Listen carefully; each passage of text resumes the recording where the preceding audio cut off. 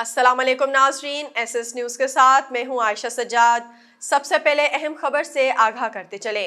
वजीर खजाना मुफ्ता इस्माइल ने कहा है कि कोशिश है पेट्रोलियम मसनूआत की नई कीमतों का इत्तलाक आज से ही कर दें।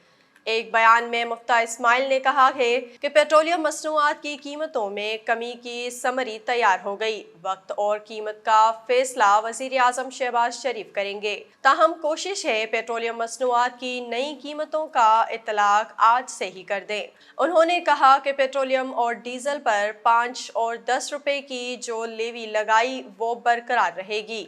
वजीर खजाना का कहना था कि आलमी मार्केट में तेल की कीमतें कम होने की खबरों की वजह से डीलरों ने खरीदारी कम कर दी है। उन्होंने मजीद कहा कि श्रीलंका में हालात इसलिए खराब हुए कि उन्होंने मुश्किल वक्त पर मुश्किल फैसले नहीं किए। अब पाकिस्तान एक नॉर्मल मुल्क की तरह चल रहा है।